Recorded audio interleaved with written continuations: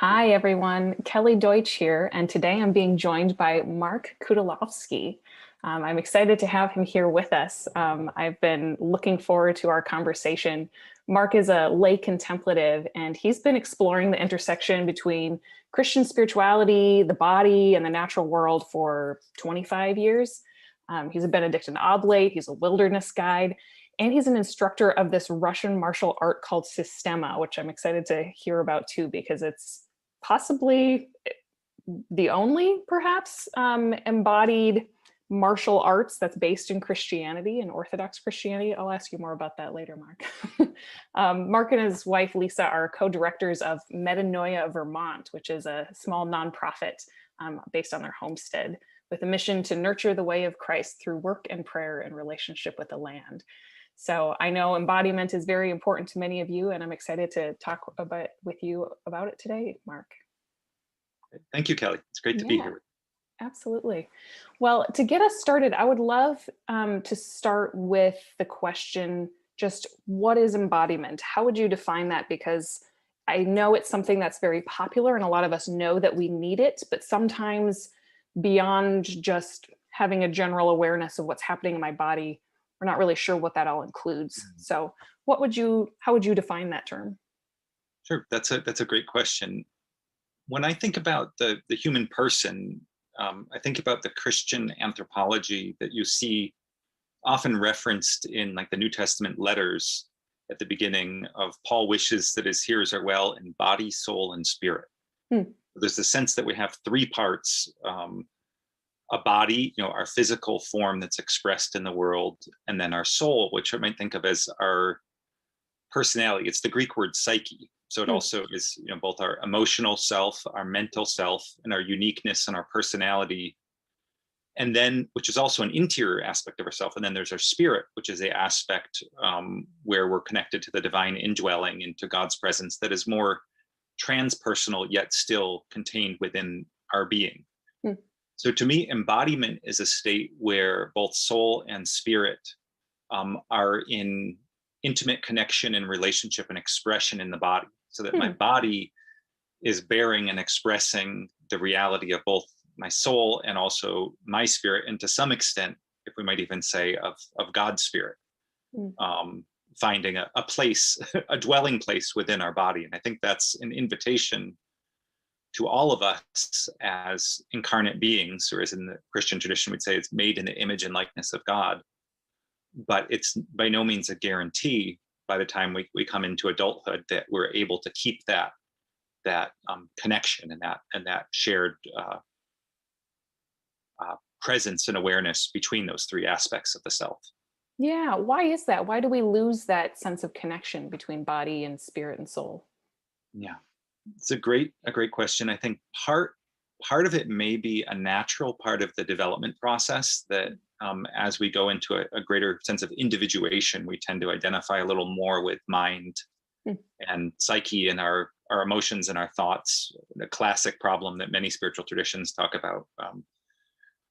And then there's an additional issue of um, culturally, our culture is not very body aware. So we do a lot of things, I mean, like we're doing right now, like being in front of screens, or watching movies, with our phones, or even driving cars, where the body is kind of just sort of something that's carried along, but we're really engaging primarily with thought and mind. And we often kind of lose awareness of our sensations with our body. Hmm. Like I can be in front of a computer screen and go a couple hours and, forget what's happening in my body. And it's not until I get off that I actually feel, oh, I'm kind of stiff, or even, I have to pee. And I wasn't even tuned in enough to notice that. So that's another level Hmm. of that kind of disembodied nature, we might say, of some of our shared cultural experience. And then another issue that can happen um, is trauma. And Hmm. that is that when we've experienced something that's an overload for our nervous system, kind of too much, too fast, too soon, one of the protective mechanisms is a retreat of consciousness from the body when the pain is too great to bear consciously. So this could happen in something more circumstantial, like an auto accident, or a physical trauma, or it could happen in something more more harmful on the soul level, like situations of physical or sexual abuse, where we disembody as a protective mechanism. And so then body awareness and body sensation is kind of numbed a bit. And that can even be passed on through generations too. I'm a Polish American, and the culture has a long tradition of sort of enduring pain stoically and not necessarily feeling the feelings. And so part of my own journey of embodiment was sort of learning to really listen and then feel the pain, not only of myself, but even some of the collective pain that had been passed along, not fully embodied or felt or experienced. Yeah, I've just been reading recently. It Didn't Start With You, which is one of the books that really helped catalyze that intergenerational exploration. Yes. And that's been so fascinating to see how much we can, even just on an epigenetic level, the Yes. genetic changes that make us respond differently to stress and anxiety and things, and all the studies that they've done both in humans and in animals of Yes. survivors of the Holocaust and their offspring, which my Yeah. grandpa was one of them, or Yeah. people after 9/11. And it's remarkable to see how much we are affected by things that we didn't personally experience, and I mean, Yes. that's, I feel like, the big discussion, the book My Grandmother's Hands, the Yeah. interracial Yeah. just burden that's carried by generations. It's Yeah. And that it's carried in the bodies of both, people that are in the role of oppressed and also in people in the role of oppressor. And so if we only try to address some of these big issues cognitively and with a sort of a sense of will, you should be able to do better. If we don't address the trauma in the body, I think we'll have limited success. So it's real. I think it's wonderful that these sort of dimensions of social issues and social evils are starting to enter the conversation. Amen. That's so big. And I'm sure for many people listening, but also for me personally, to say addressing trauma through talk therapy or spiritual direction or any of those things where it's a more disembodied thing, it can only go so far, Yeah. and so addressing it more on an embodied level where it's stored in our autonomic nervous system and our muscles and everything else, the patterns, our epigenetics. I mean, wow, it's remarkable to see what changes can happen. Yeah. Yeah. No, it's an exciting time to be able to be entering into some Yeah. of these realms. Yeah. You kind of hinted while you were sharing there that, because of your heritage, it took you some time to actually come home to your body in a sense. So I'm curious if you would share a little bit of your story about how you came to a place of being more embodied. Yes. Yeah. So for myself, I mean, I grew up always being drawn towards the physical. And so that came out with a lot of interest in sports, and I was drawn to the most physical sports that were available to me. So hockey and football and rugby, and just these things where there's a lot of bodies coming into coming into contact with other bodies. But it was always kind of accompanied with a lot of will and tension. So you'd psych yourself up, or you do weightlifting and a lot of heavy exertion with the intention of sort of building strength and sort of power. And that also can only take you so far. And it's a lot of the teaching of kind of overriding pain. No pain, no gain. Kind of push harder, push through. The ethos in those sports. And what really came to head for me is I had a knee injury that was not healing easily. When I was about 20, and I had a surgery that ended up being much worse than the injury, and that I had an epidural injection for anesthetic, which then ended up going poorly, and I had developed a spinal fluid leak and lost quite a bit of spinal fluid, and had I was more of the mechanistic, doc, just fix me so I can get back to playing sports mode. But for 6 months, nothing was working, in increasingly intensive interventions in the Western medical field. And then, kind of out of desperation, as things were getting worse with no help, I started looking for alternatives. And in that time, two things happened. First of all, it was psychologically very difficult for me.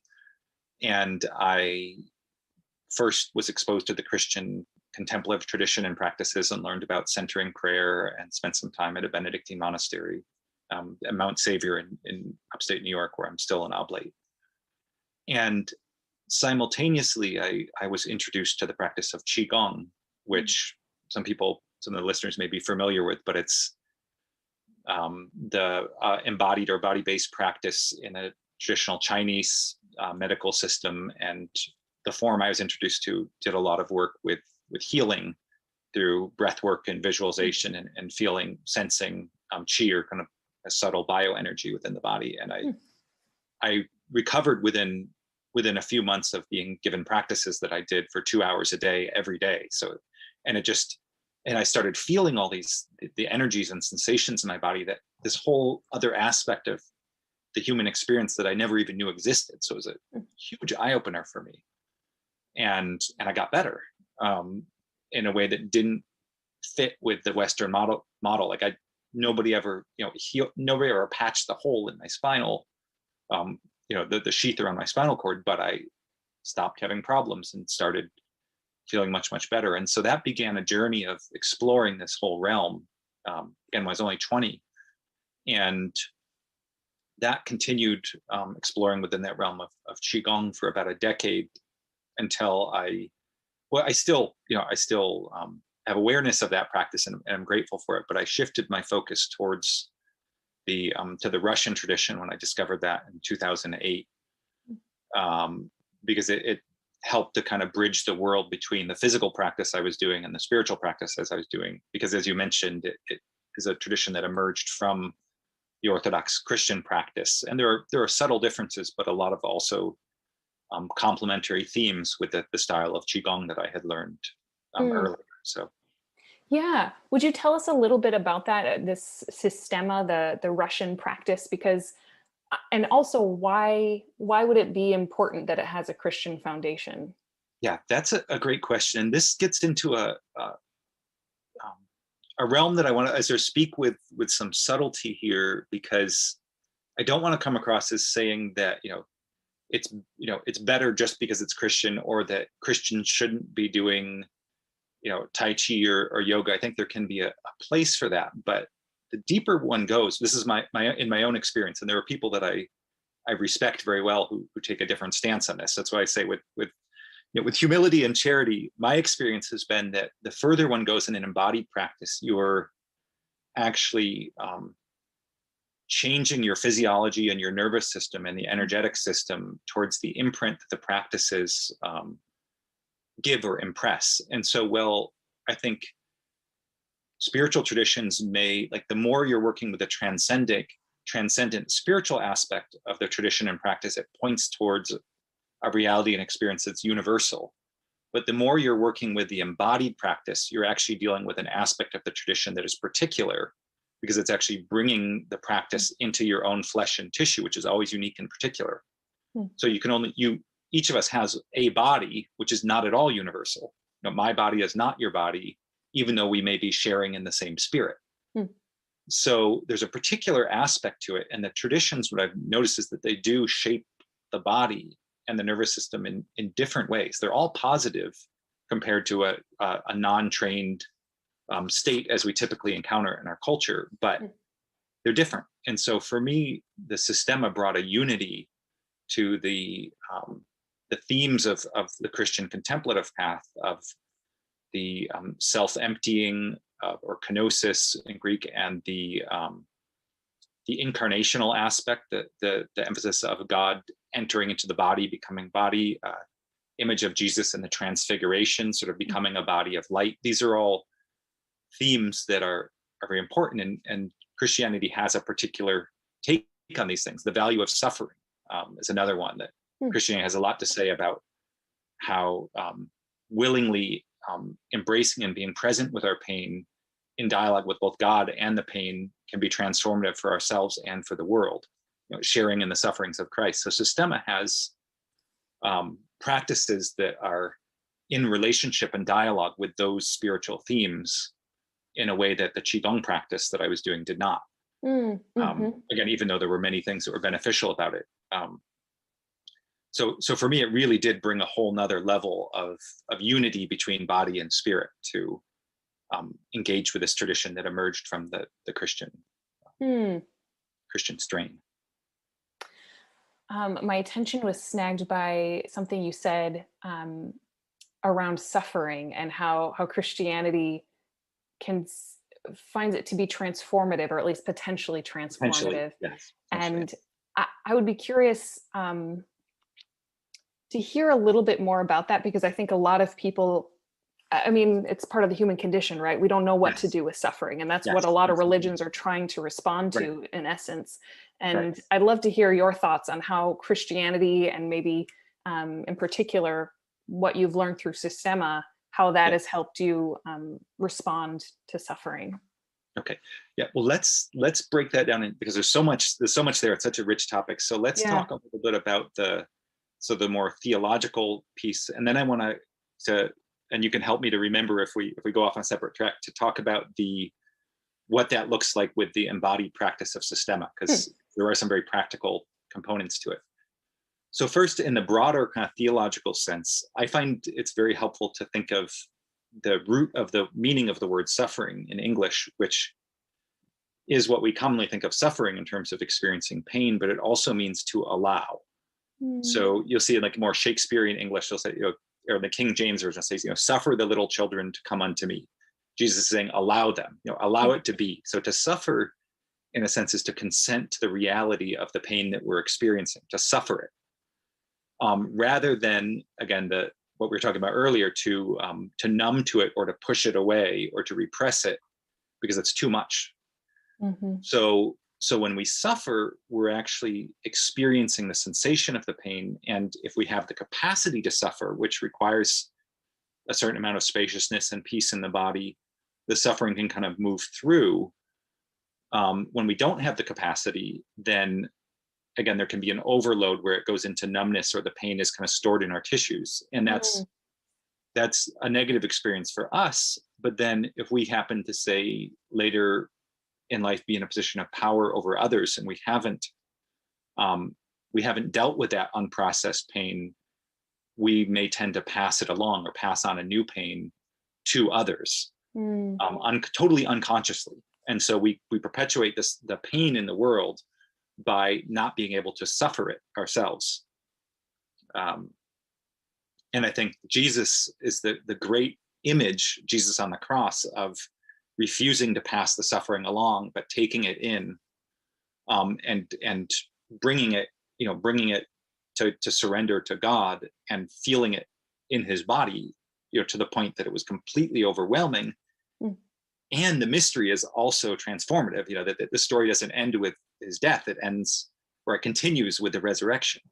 So with the transformation of the suffering. So I think there's a great image or archetype of the transformative effect of suffering in the image of Jesus, or even in Isaiah's passages about the suffering servant, prophesying about that centuries earlier, that healing even of the collective, we must say, it's a collective mass of pain of humanity, by taking it in, and then in relationship and conscious awareness of both holding the pain in the body in dialogue with the infinite love and presence of God, also felt in the body. There's an alchemy that kind of goes on that I think brings about healing of the suffering of the whole.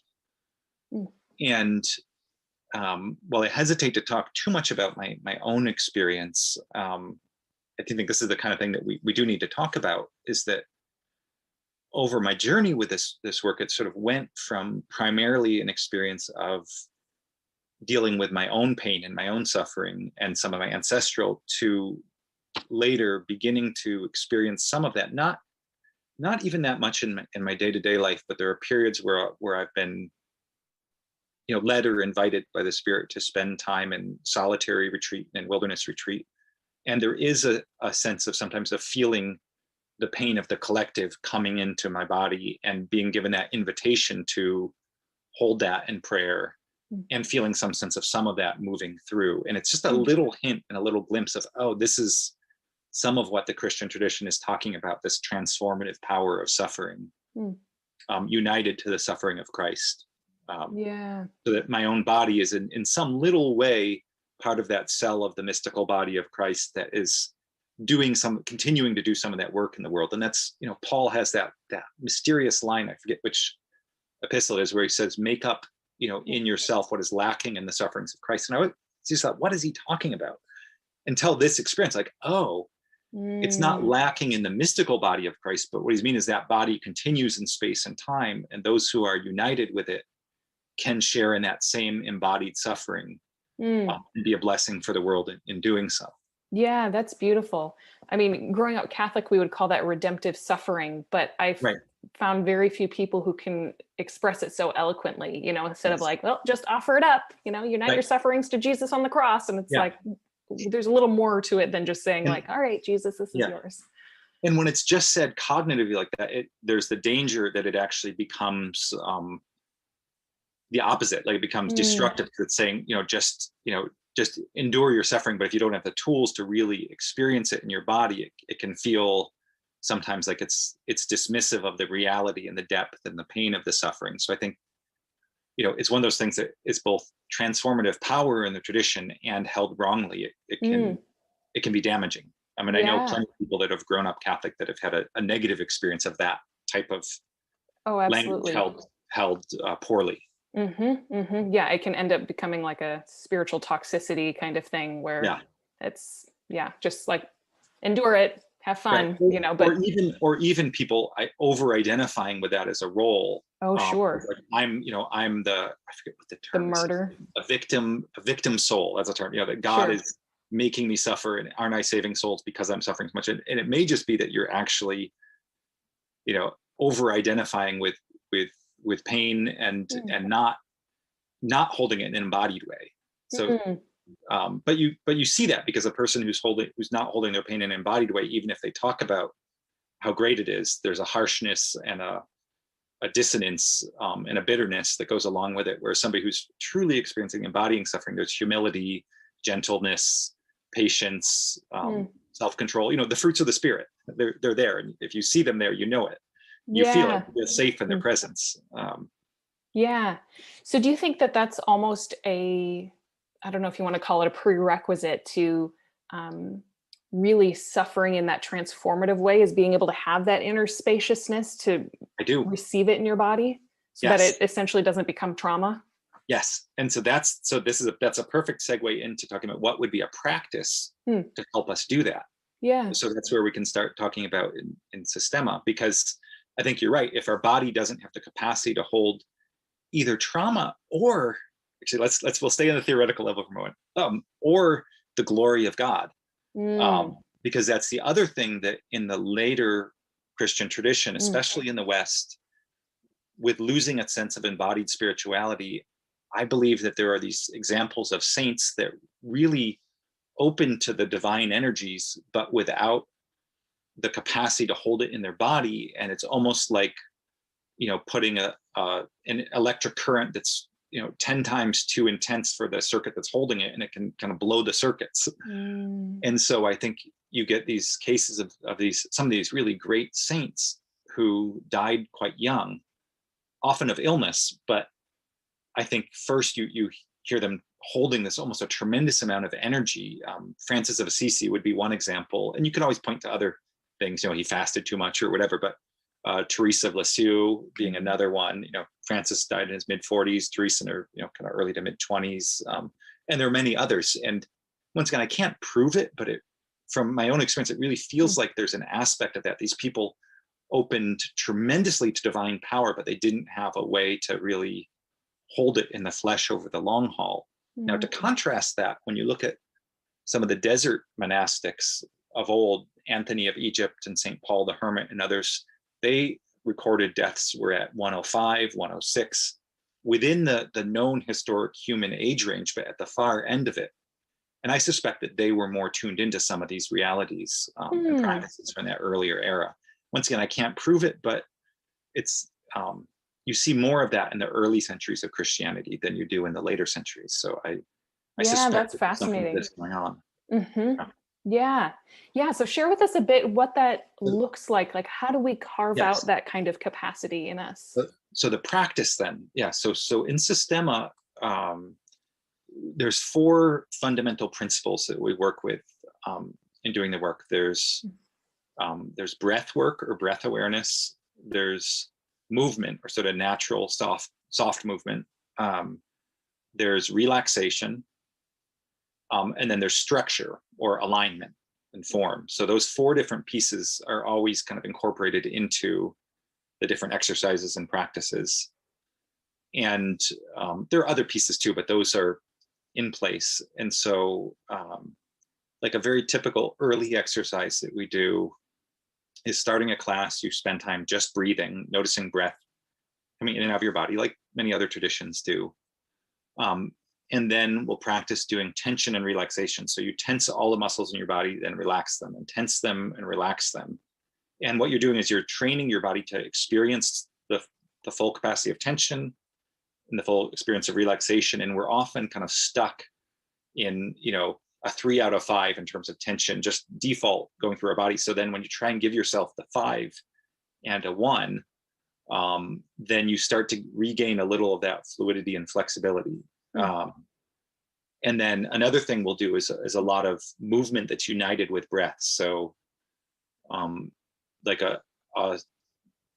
moving an arm, doing a arm rotation, but you're breathing at the same time and you're feeling the breath leading the movement. So rather than moving from muscular effort or strain or willfulness, you kind of let the gentle expansion of the breath kind of lead into a movement. And over time, you learn to move with less muscular effort and more the sense of ease and flowing from breath. And there's a softness to it, and there's a smoothness to the movement that's different from that kind of more willful movement from muscular strain.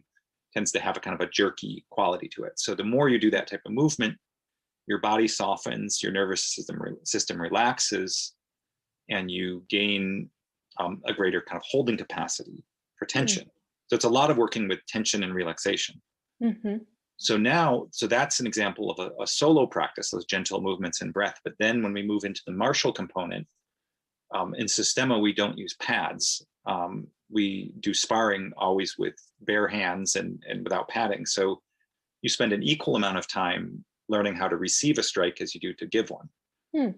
And the receiving aspect is, if somebody hits you, and I'm just showing my chest because it's what you can see here, but it gives a strike, and then that is actually neutral. It's just force.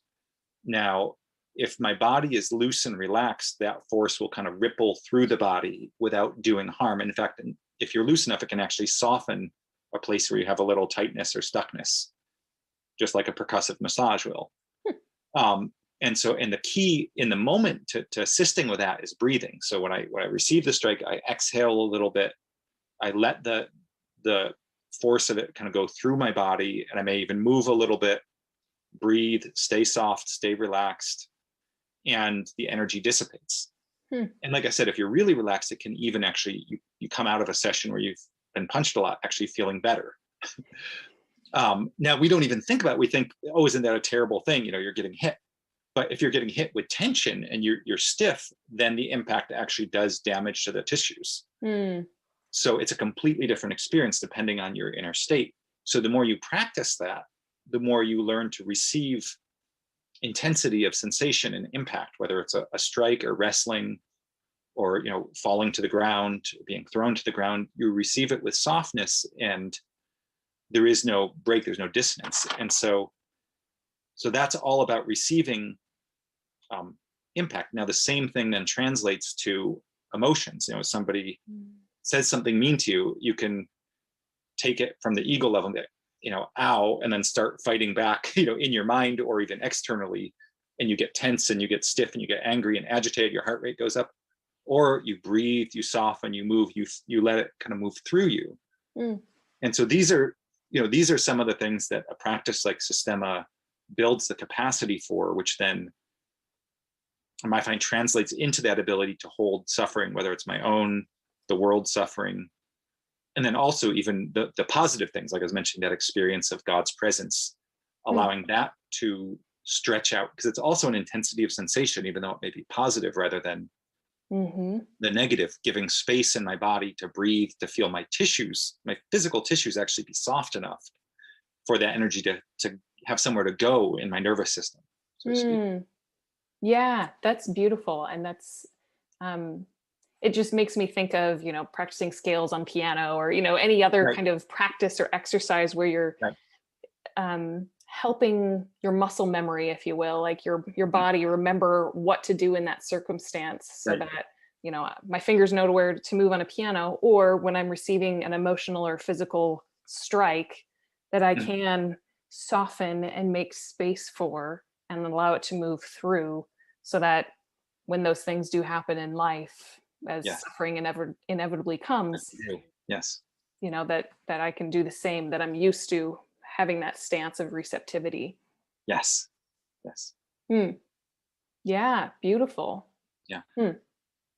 And something else that comes to my mind as we're speaking about this is the the other thing with an embodied spirituality, with with a physical state like this that can receive these things, is then um, it assists greatly in the reality that we experience in prayer of divine mercy, of divine forgiveness, of love, of God's life, light, and all the so the blessedness that can come in these moments in prayer. It allows um, those experiences to be more connected to our embodied experience, whereas without that, if the body is in a state of tension and stress, I think what can often happen is when we go to prayer, to silent prayer, a practice like centering prayer or Christian meditation, or some other meditative practice, um, we can experience peace and stillness in meditation, but it tends to have almost a dreamlike quality of being happening out there somewhere else, apart Mm. from the body. And then when we come back to it being in our body and moving, it's stiff, pain, uncomfortable. And so they become kind of two different worlds. Whereas the more we allow and prepare the body to be open and soft, I think there can be a bridge between the experiences of the interior reality and prayer that then manifest more fully in the body. Mm. And so there's this link or a unification again between body and spirit, and body, soul, and spirit that happens. I think is a critical work in our time to allow that to happen. Yeah. Wow.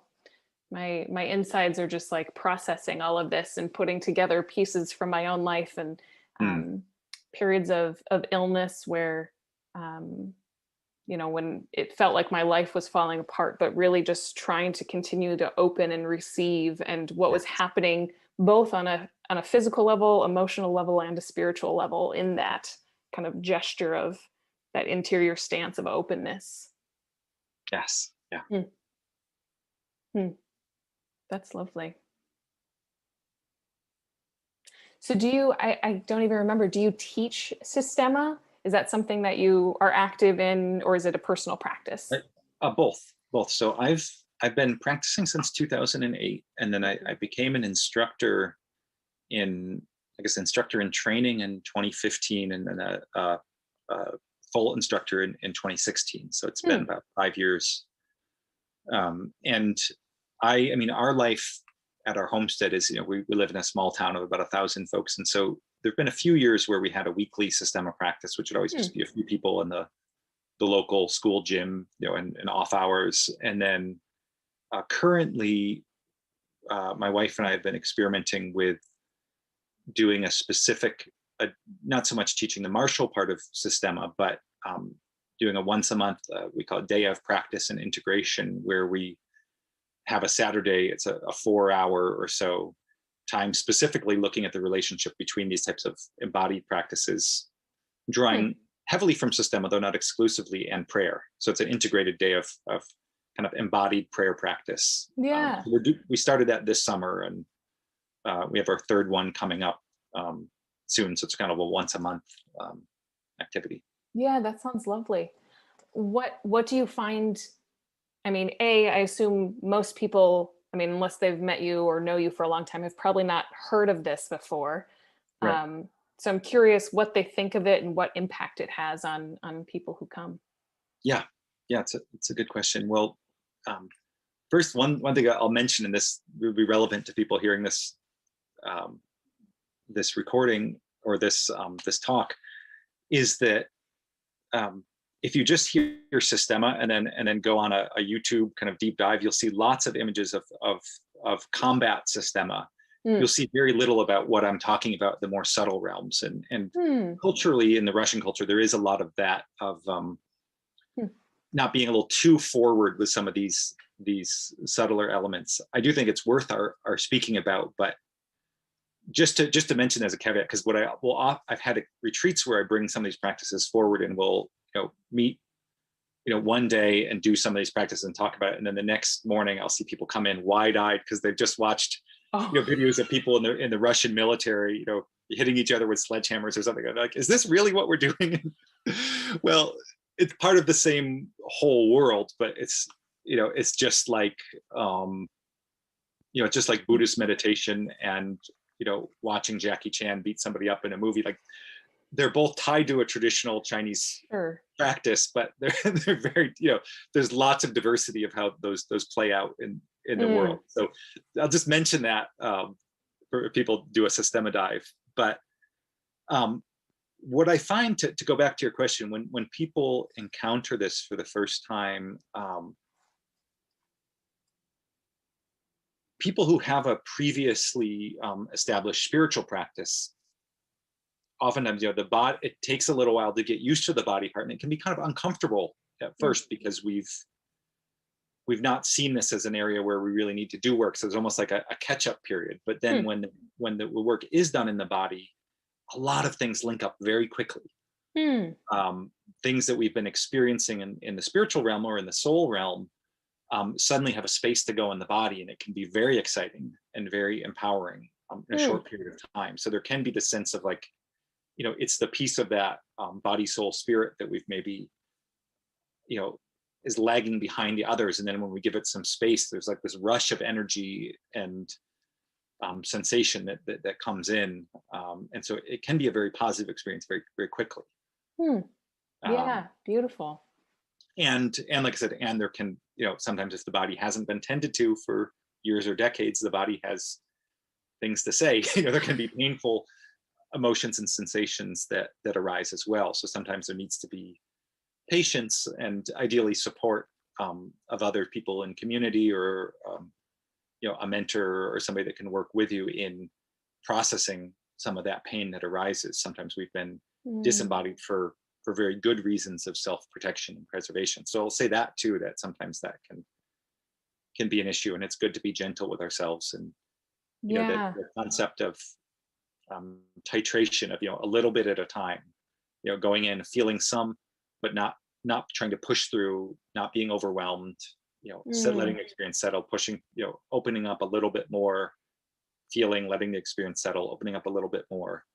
Yeah, I'm glad you said that, because I think it's easy for us, again, kind of the Western mind of like, I just want to achieve and do this thing, and okay, I'm going to be embodied now, instead of recognizing that your body does have an inherent wisdom.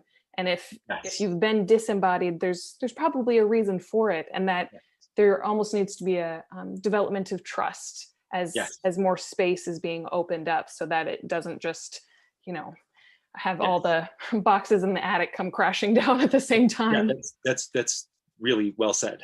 Yeah. And that's also beyond the personal. There may be our personal trauma, like we talked about, that might lead to disembodiment, but also culturally. And so many of us don't have a lifestyle that encourages or supports that embodied sensation. So for example, if you're living in a city, and I guess not all of us go to work now, but walking to work or going on the subway, you're encountering thousands or tens of thousands, or maybe, I don't know, maybe even hundreds of thousands of people in a very short period of time.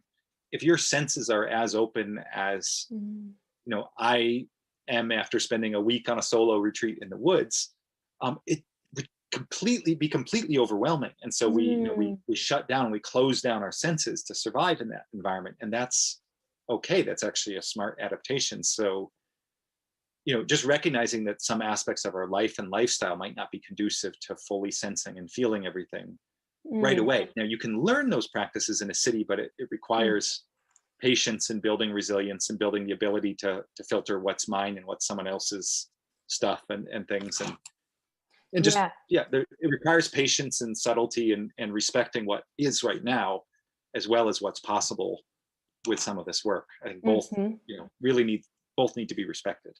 Yes, yes. And I know I've talked about this elsewhere, but discovering all of the science behind what it means to be a highly sensitive person and have a highly sensitive nervous system. Yes.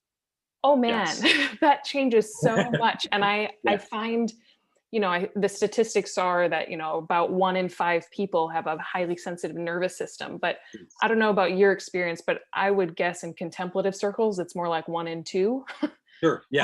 That we're just more naturally drawn towards, the spiritual and the contemplative. And so a lot of people, have that experience of taking in stimulus really deeply, feeling other people's feelings very easily. I might be easily moved by beauty and music and movies. But that also means being on the subway and sometimes just in those environments can be really overwhelming to our senses. And so learning how to filter is an important skill. Yes. And this is an interesting thing. So with practice, with spiritual practice, and I've done I have a very small spiritual direction practice that I do. I don't advertise it, but just a few people, come along. Sure. But in working with folks in spiritual direction, I found that there are some people for whom the work is, how do I open up to feel more, and to sense more and to be more present. And there are some people who I've had the gift to work with for whom they're experiencing an immensity of information and very subtle information on the psychic level. And the real work is about how do I integrate that and actually give a greater carrying capacity, and sometimes even tone things down a little bit to stay embodied, to not be totally overwhelmed with that. So in that circumstance, the practice isn't so much about learning to sense and feel more as it is to really root the body. So there might be things like not doing this with tension, but doing it with awareness and strengthening exercises. So in Systema, we do like things like squats and push-ups with slow motion, with breathing, where it's really, really bringing energy into the body. And diet is another thing, actually. I find that eating more grounding food, organic meats and good fats and proteins, root vegetables, these kind of denser foods, still whole foods, not junk food, but denser foods, because oftentimes people who are pursuing a spiritual life will often be doing a raw food diet or a very light diet, which can be supportive of sensitivity. But if you have too much sensitivity, it sometimes is the exact opposite is helpful. Of doing things, both physically with your body and with your diet that help for rooting, to kind of keep heaven and earth connected on that side. Yeah. I find all of that so fascinating because it's such a, I don't know, it can just be so life-changing when you recognize how your body is made, how your nervous system is wired, and how to best care for that. I remember, so I was in the convent for a number of years, and my first home visit, coming home, and I walked through a mall for the first time in over a year, maybe a year and a half, and I was so overwhelmed by flashing lights and sounds and so many people, and I later learning that your nervous system, your brain reaches what they call transmarginal inhibition, which I nickname stim pop. When your stimulus reaches a certain point, you're just like, okay, I'm just done. And you just got to go lay down in a dark room or something. But not having the science behind that and knowing what's going on internally just makes so much more sense of it, instead of, I don't know what's going on with me and why I'm so overwhelmed or easily stressed out by crowds or whatever it might be for folks. Right. Yeah. That's interesting. Yeah. So fascinating. And it makes me think another piece with the Systema around this issue of dealing with stimulation and sometimes too much is we do, and I talked about a little bit with receiving strikes, but there's just a part of the practice is learning to receive, pain or unpleasant sensations with awareness, with breathing, working with a loving partner that's in the, exercise partner in the exercise who's supporting you. We can sort of learn to help build the capacity. And there are even solo practices. Like one of the ones that we do is working with breath holds. So you're doing breathing, soft breathing, and then you do a breath hold for a long period of time. And then at the end, your body, of course, experiences that as a tension. The systems all amp up, and you hold as long as you can. And then when you start to breathe again, you learn breathing in a particular fashion that helps you to then come back to relaxation. So you're training your body from touching on the edge of that highly stimulated kind of, edge of fight flight to then back down into a place of ease and relaxation. And each time you do that over time, it builds the capacity to know how to make the link from here back to here. And then you get less overstimulated. And in Systema, as the traditional art, and the place where I'm more drawn to it is tied in with this Orthodox tradition. It was also adapted and in some cases co-opted by the Soviets in the Soviet period. Some of the spiritual aspects repressed, but one of the things that the Soviets did in the military training was a lot of this work of training the soldiers' nervous system so they wouldn't go into fight or flight mode when bullets were whizzing by and explosions all around. And so there's a practical military application of having a soldier that could stay within their rational mind and cognitive awareness in a situation that would often lead to a psychic break. And so there are whole methods for building psychic carrying capacity. The breath holds being just one of them. Sure, right. Yeah. And that's, essentially what happens physiologically when we build resilience, right? Yes. That's being able to have that fluidity. And in neuroscience geek terms, they call that vagal tone, in the polyvagal, where it's, you're able to transition from that sympathetic fight flight into the like ventral vagal, that's the rest and digest. But it's beautiful to see how many different traditions have known this for centuries, if not millennia. Yes. Might not use those terms, but they know the interior sensations and awareness and how to transition between those states so that we can flow more easily instead of just getting stuck, in that kind of panicky state where, when we can't go to sleep because our minds are abuzz and we have kind of a buzzy energy in our chest, and to help our bodies know how to downshift essentially from that. Yeah. It reminds me of one another topic that I'm drawn to go into it right now, just because it is one that I feel like there are different opinions, and I have a sort of a minority opinion, it seems like, in this area, and that is our relationship with anger and activism.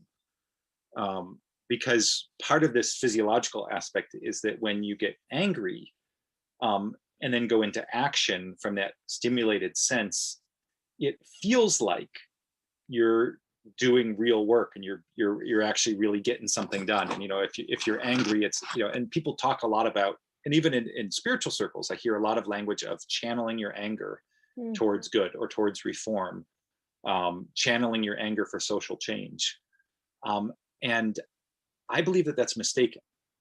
I believe that it's in Systema, like when in sparring, the moment you get angry, you become less effective. You're talking about your sympathetic nervous system is all amped up.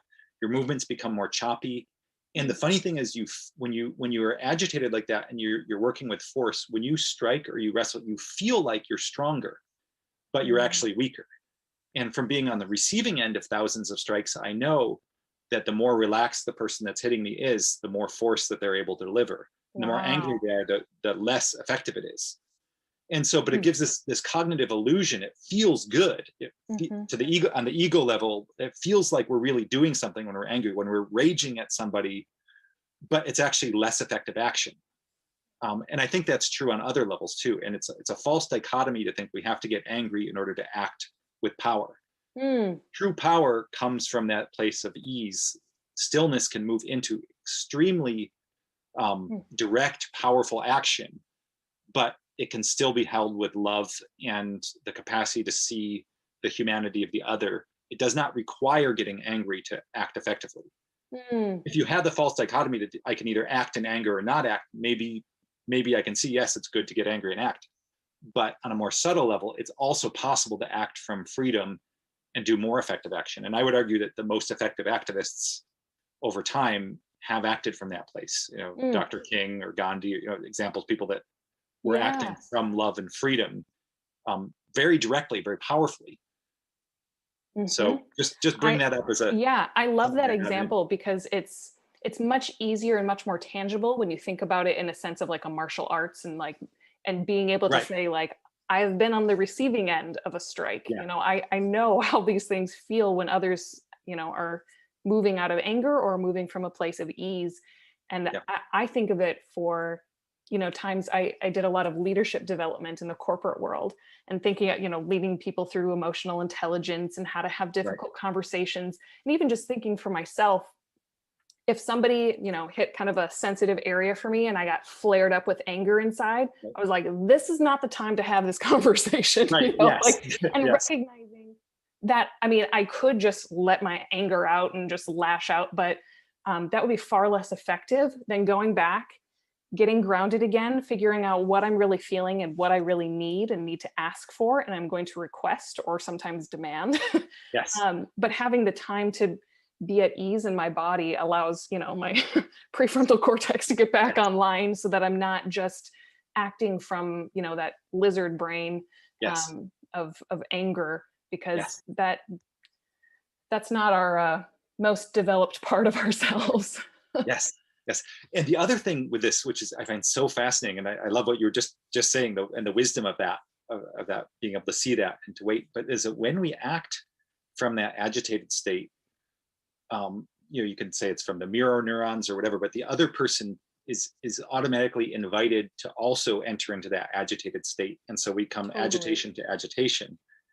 Hmm. And one of the higher level kind of practices in Systema is that a practitioner who's staying totally relaxed and embodied in this way can enter into a conflict with a person who's agitated and angry and tense, and diffuse the conflict either before coming to blows or even in the midst of engagement by staying relaxed. And their nervous system will start to then relax in the context when you don't pick up the other end of the stick, and it kind of scrambles the usual narrative of tension meeting tension, Yes. agitation meeting agitation. So when you meet it with ease, you can actually diffuse that energy in another person, sometimes when they don't even know what's going on, because they're not feeling the normal feedback that comes in a conflict. Yes, yes, absolutely. I mean, I just think of, the handful of people that I've met in my life that have such a profound presence that you just, I mean, that's what happens when I listen to Jim Finley, for example, like Mm, listening to his mhm, audiobook on the right.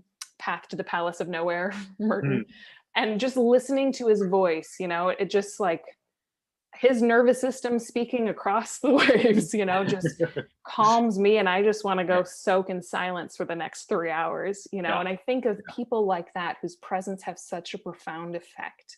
Right. Um, that is a really concrete example of Yes. what that kind of presence can do. And to be able to Yes. bring that to conflict or bring that even to activism, so Yes. that, I mean, if you're talking to, your racist uncle or something like that, instead of coming in with all of your, ideas and arguments and can't you Right. see, instead of Right. a depth of presence that might start with curiosity. I mean, it changes everything, Yes. like where you start from. And I'm sure it's the same in Yes. martial arts. Like Absolutely. the starting point Yep. is entirely different. Yeah. Yeah. No, I agree. And that, yeah, that capacity to be in that space of curiosity is tremendously diffusing. And when you start seeing the humanity in another person and have this, and then have the space in your body to be able to hold that, Mm. um, the complexity of that, then very often the other person feels the space to then let down their guard, and then that's when a real human exchange can happen. Yeah, beautiful. I find that so incredibly important, especially when there is such need for social change, that Yes. it is very easy to default to the anger because it does feel much more Yes. powerful and like we're actually going to get something done Yeah. instead of, um, allowing ourselves to be transformed and allow suffering to pass through us, be receptive, open, curious, and Yeah. start from that deeper place of breath, awareness, whatever you want to call it. Yes. It changes everything. Yeah. Yeah. Yeah. And I mean, it's, it was a truism to say that, the be the change you wish to be in the world. But the great gift of this type of work is that that's a gift no matter what is happening on the level of, laws and reforms, or, whatever these more subtle things where there can be victories and setbacks and all that. But this is always a gift to the people that we're in relationship with in any form, to be in this space. And, again, speaking about my Eastern European background and doing a Russian martial art, those of us whose relatives, distant or recent relatives, have gone through the communist experience in Eastern Europe, we have a little bit more caution about the idea of a big social reform that with the right ideas, it's just going to make everything better, because Sure. we tried that before and didn't end well. So just, but really, the more we can stay at the level of body, presence, relationship, love, not that there isn't a place for those larger issues, but always bringing this as primary, I think can help to avoid repeating some of the mistakes of the past, where very high ideals start. Movements began with very high ideals and often ended up in a very destructive path. Yeah. I remember hearing, this is a politician that was quoted, I think from back in the 80s, if I'm not mistaken, but someone asked a politician what he considered the, biggest things that we can do to affect society, the planet, etc., kind of social issues, and they're expecting like, okay, here's how you can work for climate change or racial equality, right, and all these things. He's like, we need to work on the self-centeredness that we find within our hearts. We need to work on our presence in the world and loving our neighbors. And I was like, oh, I mean, that's where it starts. And that's just as hurt people, loving people also create loving people. Yeah. And I think if we're not careful, also what can often happen is we can take our own unresolved pain that we're carrying in our body and unconsciously wed it to the social issue that we care about. And then we can look to try to fix and fight the pain that's in here out there, which it still may be a thing out there that's really worth fighting for. But if we first feel the pain within here, it will change our relationship to the work, to the thing out there, in a very positive way. And again, allow for more effective action. Excellent point. Yeah, it's, essentially owning your shadow first instead of projecting it out there and attacking whoever you've attached it to. Right. Yeah. Wow. Beautiful. This has been juicy. Yeah. That's great. It's great to talk about these realms. Yeah, absolutely. I'm wondering if before we close, if you are able or interested in sharing with us some sort of embodied practice, be it from Systema or otherwise, that you like to share with people. Certainly, I'd be happy to. So as I mentioned, one of the things that we focus on a lot in Systema is working with breath. And so this is a breath kind of based practice. And what I'll do it as sort of first just working with the breath, and then the last part I'll invite people to add the spoken the Kyrie eleison of sort of the Jesus prayer of simply Lord have mercy, or God, God's mercy, invoking God's mercy. Beautiful. So so wherever you are as you're listening to this, if you're not driving a car or doing something like that, but if you're a place where you can be still, I invite you to place your feet in contact with the ground, and to get in a relaxed position. Close your eyes and begin by simply noticing your breath. And for this practice, I invite you to breathe in through your nose and then out through your mouth.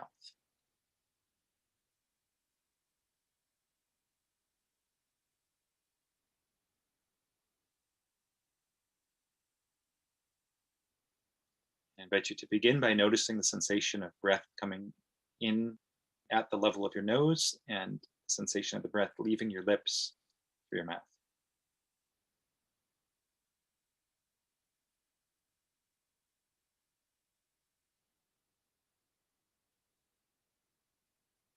And now to shift your awareness to the sensation of the breath entering into your head, into the area of your skull, breathing in through the nose,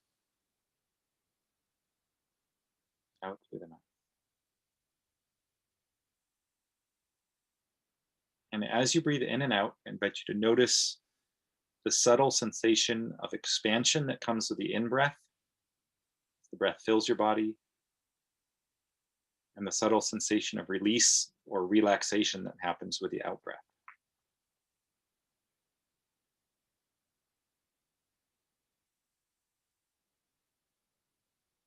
And now allow your awareness to shift to the sensation of the breath, breathing into your throat and breathing out from your throat.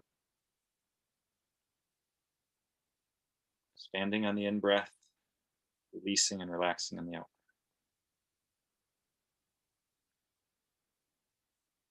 We're not pushing for maximal depth of breath, nor is it shallow. It's somewhere in the middle, just a natural, relaxed breath.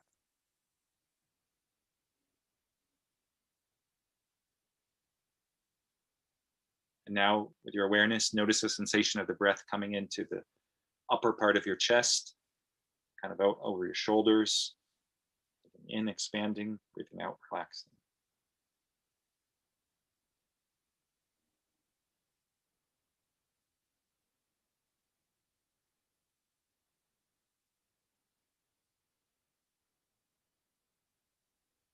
And now notice the sensation coming down into the fullness of your chest, your rib cage.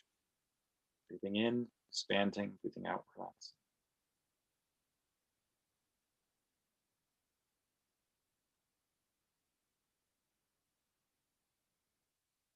Notice the expansion of the rib cage forward, the front of your body, breathing in, expanding, out, relaxing.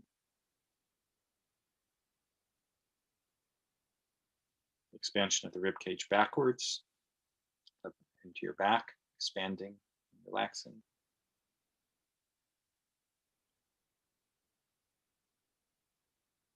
And now into your sides, the sides of your ribs, breathing in, expanding,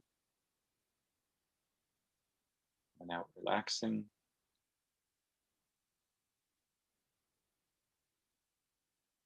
I invite you to notice the sensation as you breathe of breathing into your solar plexus or into your belly, breathing in, expanding,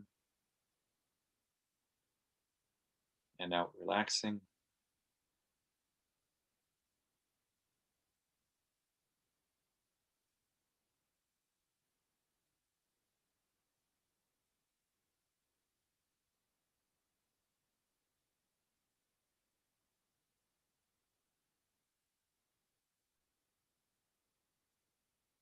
Now the breath continues into your hips, into your pelvis, breathing in, expanding, out, relaxing.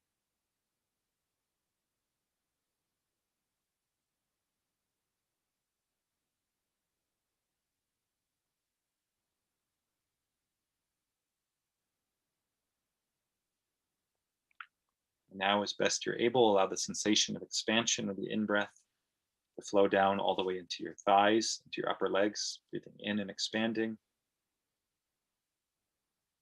and out and relaxing.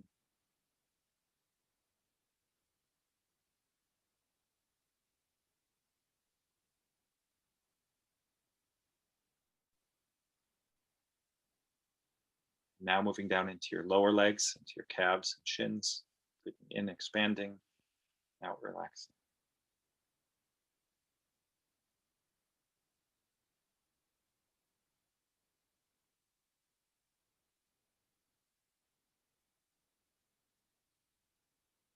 Now to continue the breath, coming all the way down into your feet, sensation of breathing in and expanding, out and relaxing.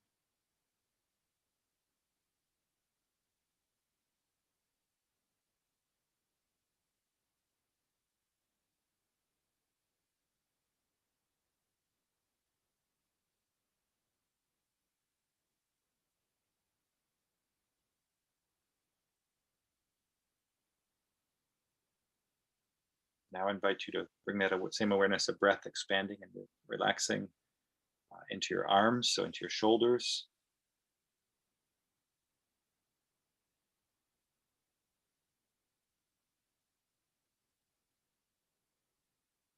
forearms, biceps and triceps.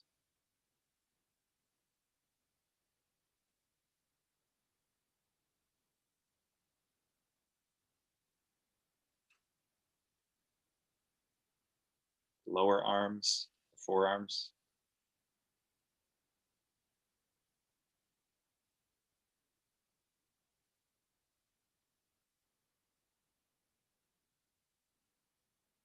Now into your hands. In, expanding, breathing out, relaxing.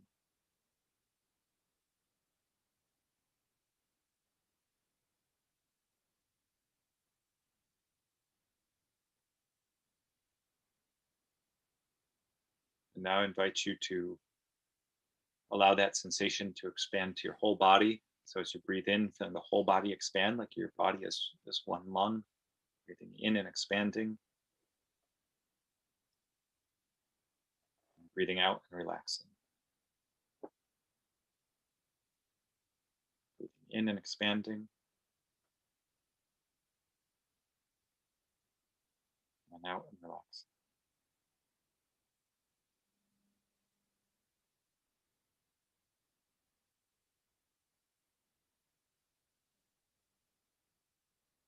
From this place of a full body breath, I invite you to add the prayer, Kyrie eleison, on the in-breath. And same prayer, Kyrie eleison, on the out-breath. So breathing in, expanding, Kyrie eleison. Breathing out and relaxing, Kyrie eleison.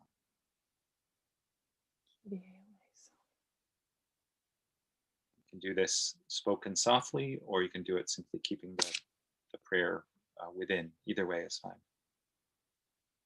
Expanding, breathing in, Kyrie eleison. Breathing out and relaxing, Kyrie eleison. In and expanding, Kyrie eleison. And out and relaxing, Kyrie eleison.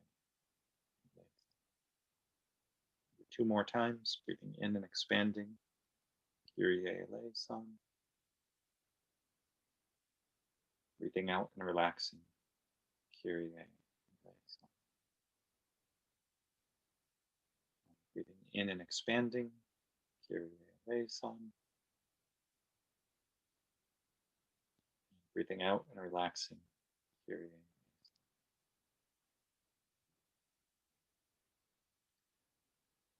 I invite you to gently allow the awareness of the words of the prayer to fade, returning to your breath.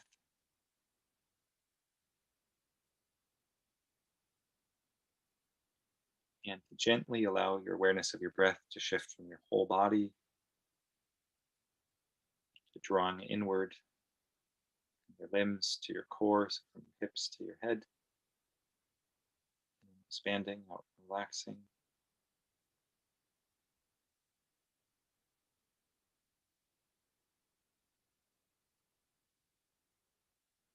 Now shifting your attention simply to experience of your chest, expanding and relaxing, breathing in, expanding,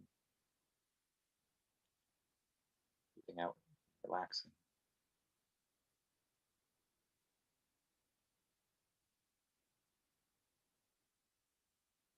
Shifting that awareness now just to your throat, breathing in and expanding, and out, relaxing.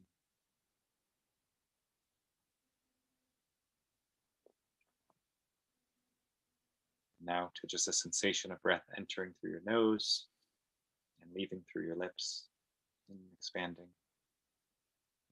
out, relaxing.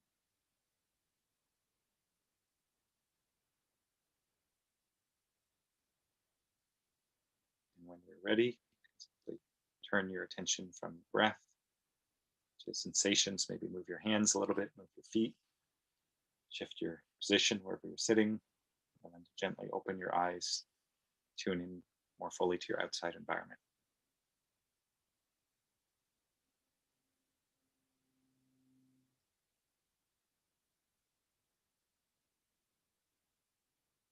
Thank you.